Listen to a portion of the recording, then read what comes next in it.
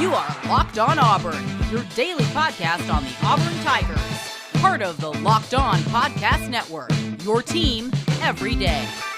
Yes, welcome on into Locked On Auburn, your daily Auburn Tigers podcast. I'm your host, Zac Blackerby. And joining me on this very special Thursday, Justin Hokanson, the man over at auburnlive.com, part of the On3 network. Hoke, it's been a few weeks. How are you, my friend? I'm doing well. Doing well, man. Just getting, I feel like I'm just catching up from going to bed at 4 a.m. from the LSU game. And that's just atrocious. We didn't get Harsin until like midnight. It's just stupid.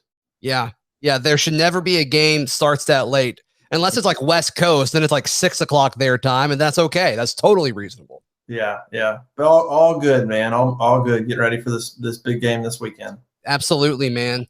Absolutely. I think the biggest thing that a lot of Auburn fans are asking is, do they have a shot? And how big is that shot on Saturday? And I'm surprised. A lot of folks that are in my, the Locked On Auburn Discord and in the YouTube comments and people reaching out to the podcast, Hoke. I'm surprised how many people are as confident as they are going into Saturday. What are your thoughts on it? Yeah. I've sensed a little bit of that, on the message boards, and just, I think their approach, I think a lot of people are approaching this like a big game, a good Georgia team. I think Georgia's better than they have, than just a good, they're not just better than Auburn. I think they're a lot better than Auburn. And so, I don't, we'll see. I don't think people realize just how good that Georgia defense has been, how dominant they've been. Yeah. And then I think you got the Auburn win over LSU that I think has got everybody excited. It was a win Auburn needed. Right. But, it's not like, I don't know what Auburn came out of that game saying, we found this, like, especially on offense. I mean, I think they got the job done. Mm-hmm. But to me, the same questions that went into that game, you come out of that game with. Does Auburn have a chance? Yeah, they're playing at home, and they do have some confidence, and that goes a long way. But I kind of view this game as two games within one. I think Auburn has to figure out a way to get to the fourth quarter, and then there's the game in the fourth quarter. Mm-hmm. I don't think they can think about necessarily, I think they got to figure out a way to separate that and figure out ways in those first three quarters when to be aggressive, when not to be. Right. When can Bo Nix be, a wild card, and when does he need to try to run the offense efficiently, and when can he take chances? And so I just think Auburn's got to approach this and say, get it to the fourth quarter with where we still feel like we're in the game, and then turn it loose. Then if you're down, 20-7 entering the fourth quarter or something like that, then you're like, okay, well, it's two scores, and now go play. Now there's nothing to lose now. Now, Bo, play, do your thing, be a wild card, and let's take some chances. I'm just weary of trying to do that early, and it could backfire, and you could get down 3 scores really quickly. So that's kind of how I'm approaching the game for Auburn. Since you said that about the game this past Saturday, about, okay, it was exciting and it was a big win, but what did they really figure out? I've been thinking about that while you were talking there, and that's an interesting point, because while Bo had his moments, I don't know, did something click for Bo Nix? Like, did something all come together on the offensive side of the ball? Because they put a few drives together in the second half, which obviously was exciting, but did they figure anything out? I think that's an interesting question that I haven't really asked myself yet. But while I'm thinking about it, I think they learned things on defense. I think you can make the argument more on the defensive side of the ball, but the offensive side is that's an interesting question, Hoke. Yeah.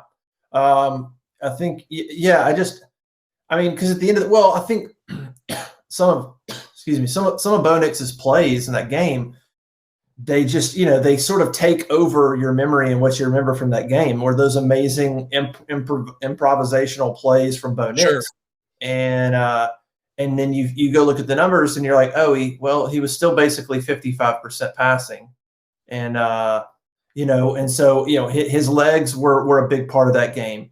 If I had to pick one thing you learned, it'd probably be that. It'd probably be okay, but Bo's legs have to be a part of the game. Designed runs, he had a number of designed runs. I mean, running around the end, the touchdown, a couple of zone reads. Maybe that's what you learn. If Bo's our guy and we don't call 8 design runs for him, we're wasting that ability because he's going to have other opportunities to scramble. So if you call 7, 8 design runs and then he's going to scramble some too, he's going to rush the ball, 15 times.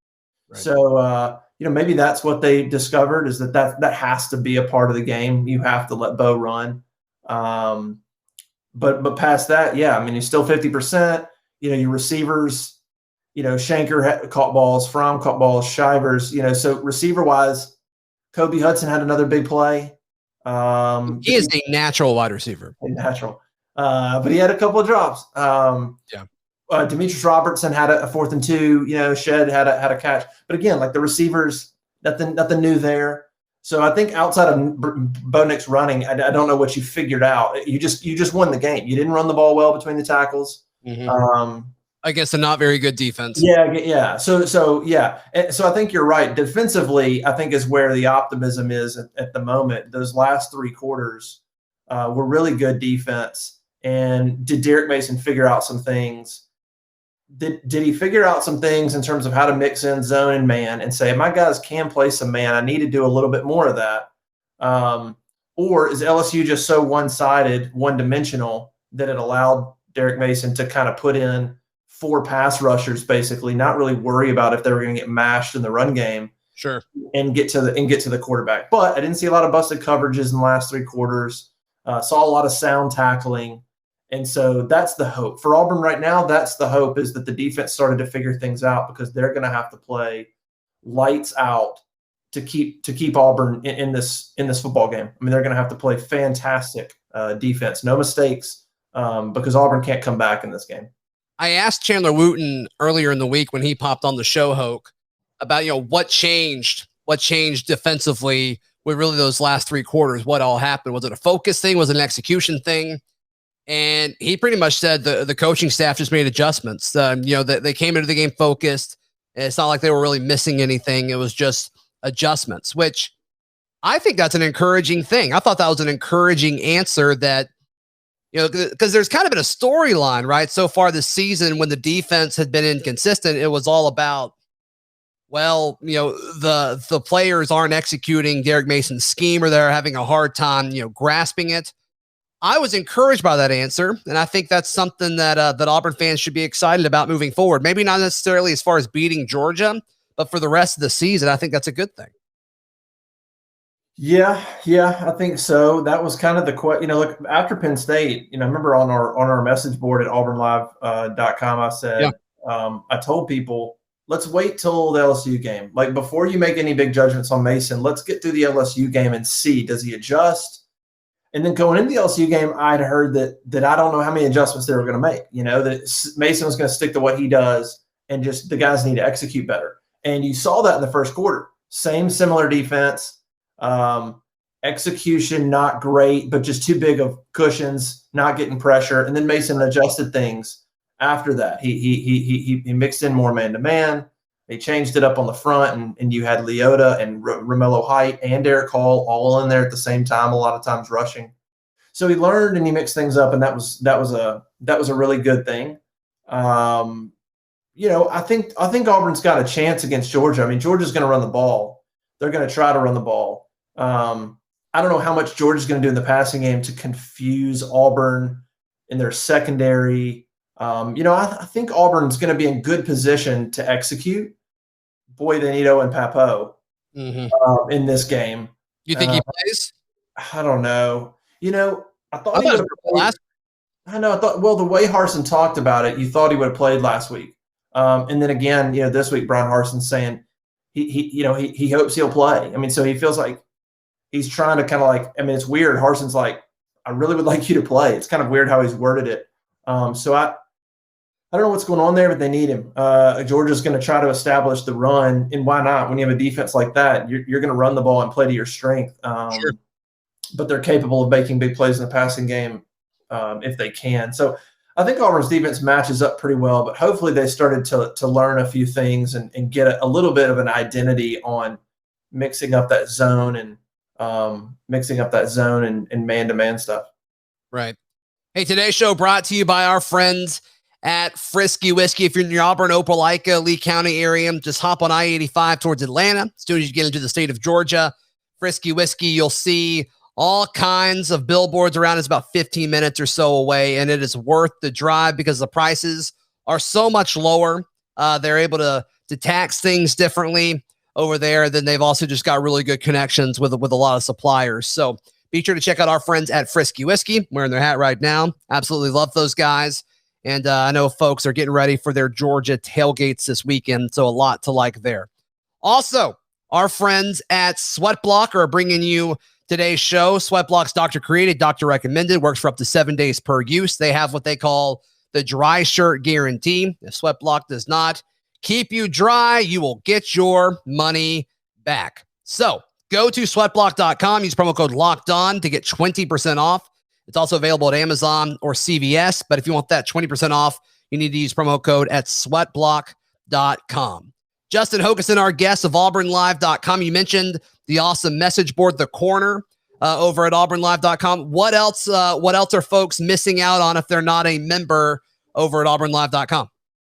Yeah, a lot of stuff this week. What we try to do is we try to dive a little bit more into analysis and sort of the whys of why things are happening, not just reporting. And so, we've got different pieces after the game where we look at, kind of what we learned from the game. Yeah. We look at players that help their cause. It's kind of one of the pieces we do every week. So we'll talk about certain players that help their cause against LSU, for instance, Iko Leota or a Jalen Simpson.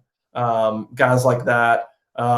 We break plays down. Cole Pinkston does a really good job for us breaking plays down. He's got a lot of gifts and goes through and kind of diagrams some stuff up and talks about plays that worked and plays that didn't. And so a lot of that. And then, of course, all the football and basketball team coverage and recruiting insiders and all that stuff. So it's a good place to get a collection of news and recruiting info and analysis and kind of get everything all at once. Yeah, I think you guys are absolutely killing it. You hit the ground running when we talked a few weeks ago when you joined us for a Charlie Tuesday, and it's been nonstop since. So absolutely check that out at auburnlive.com. Folks need to sign up.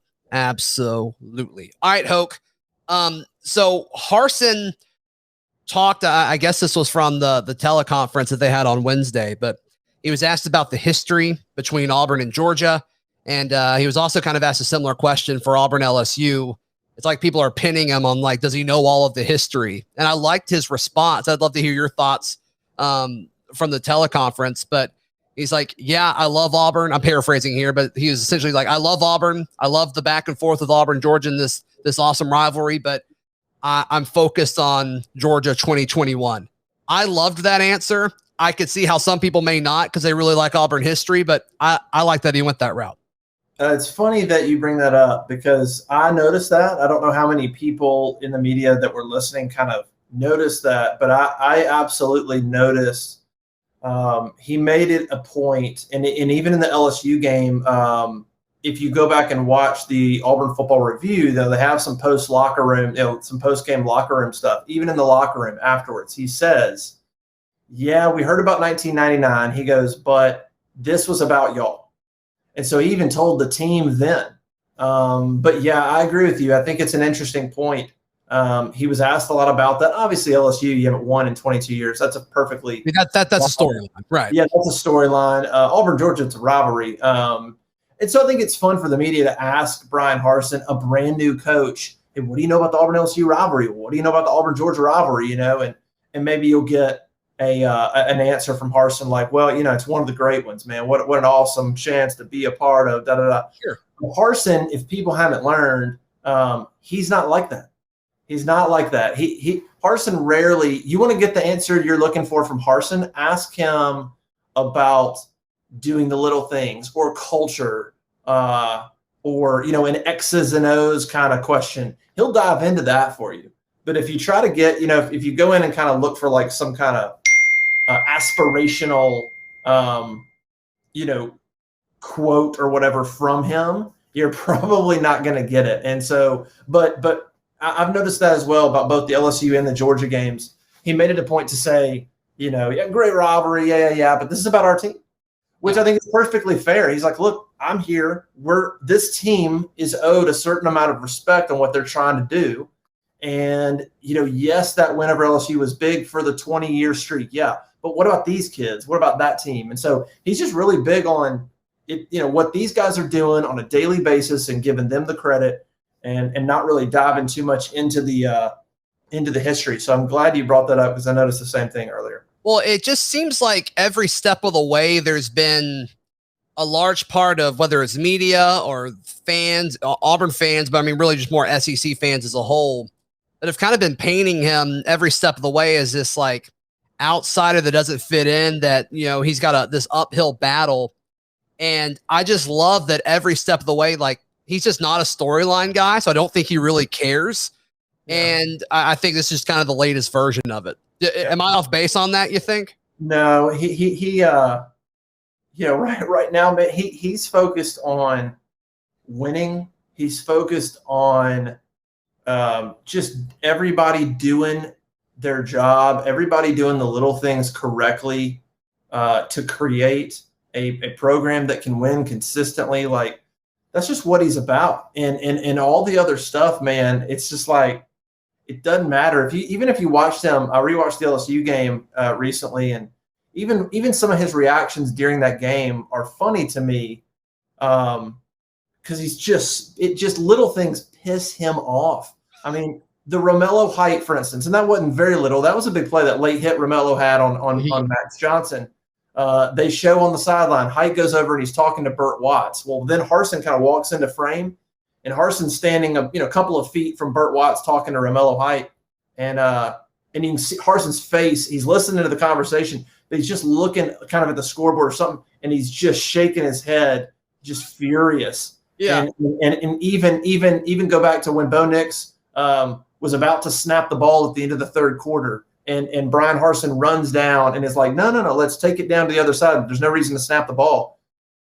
It goes to zeros, and they show Harsin, and he just puts his hand in his face and he looks at Nix and he points at the scoreboard and it's like in the moment, Auburn's driving. But in that moment, Harsin was like, what are you doing? Like, why do I even – it just infuriates him, the little things. That's what matters to Harsin. I mean, the history and all that stuff's cool, but man, he just cares about producing a certain culture and winning. And so we're all trying to push the Auburn nostalgia on him. And he's like, yeah, hey, that's cool and everything. We'll get there. Like we'll kind of make our own memories, but man, I'm trying to win now. Like I'm not, it's a balance of giving respect to the past and Auburn and the history and saying, but I need to build my own thing now. I have to build my own culture and my own program now, the way I want it to be.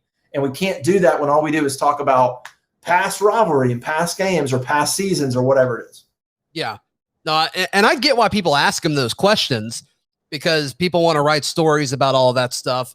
There's only so many times you can write about culture, and what Harsin said this week about culture, because his goal for the culture is still the same goal as it was at the start of the season. It's going to be a long-term thing with him getting there, but I still think it's a fun conversation to have nonetheless, just because, I mean, you mentioned the little things, and that didn't really seem to be an emphasis of the previous staff, as we're seeing now with what's happening in Orlando. And I think it's just taking time getting there. I mean, the big thing is just like Lindsay, who comes on Mondays, talks about like, you never want like an unforced error. Like there's no reason to beat yourself and to do these things like jumping off sides, or, I think the example that you gave with Bo Nix, wanting to run a play towards the end of the third quarter. I think those are great examples, because the great teams know all of that. They didn't know it day one, but they know all of it now. And that's where he's trying to get to. So I think that's a great example that you bring up. Yeah, that's what he's all about, man. I like his approach. I mean, like I said, I don't know how it's going to turn out, Harsin at Auburn, but it's very hard to fault his approach so far and how he handles himself and what he expects from the players and what he expects from the team and what the things that he thinks are important. It's just hard to fault him on his approach. I mean, if you just looked at his approach solely, you'd love. I mean, I think most people would love it. I don't know what you would have a problem with as far as like what he says, and things like that about players. Or, I mean, he's just hard, dude. The dude's hard to impress, man. I mean, you coming off a game where Bo Nix has that game, right? Leads his team to victory. And after the game, he's just like, Bo played a good game. And I mean, he's just the guy's hard to impress. He just doesn't care about, the things that fans care about. He just wants to win. He does. And so and I'm going to say this because, I don't know, I just feel like people being like, oh my God, that's the way Nick Saban is. And when Cole Kubelik talked in preseason about Bryan Harsin being like Nick Saban in terms of personality, that's what he means. Mm-hmm. He just, you try to push kind of the things you care about as fans on, and Bryan Harsin just doesn't care about that. He's like, he made a comment, I think it was after Georgia State. He said, we have yet to have a week at Auburn where everybody's done their job for a week. Mm-hmm. Whatever that is, on the field, off the field, like whatever that is. He's like, we've yet to have a week where everybody does what they're supposed to do.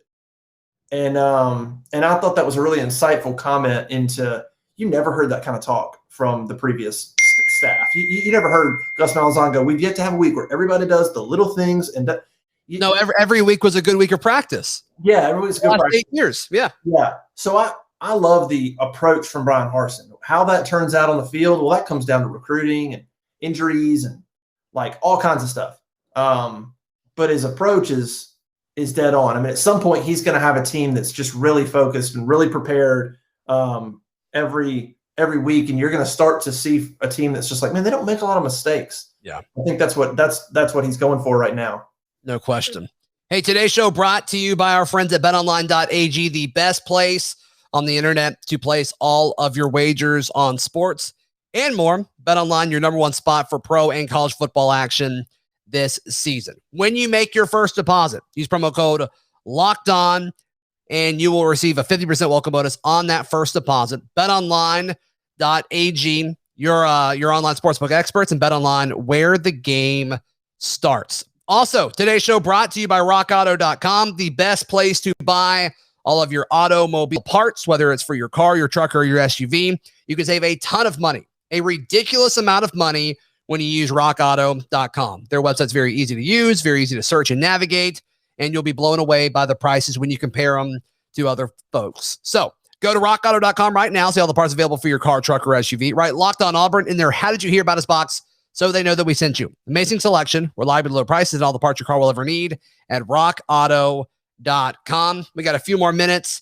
with Justin Hokanson of AuburnLive.com today. And I'd love to hear your thoughts, Hoke, about the running back situation. It doesn't seem like Tank looks like himself, specifically with what we saw Saturday night. And with Jarquez Hunter seemingly getting better and better every week. And then Shivers really impressing in the passing game. What do you expect that rotation to look like on Saturday? I mean, I think it'll be similar to what you saw against LSU. I'm curious to see how Shivers continues to get in the game. When I rewatched that game, Shivers was in on a ton of third downs and ran that swing pass a ton of times. He just wasn't open. You remember the ones he caught, but they ran that over and over and over.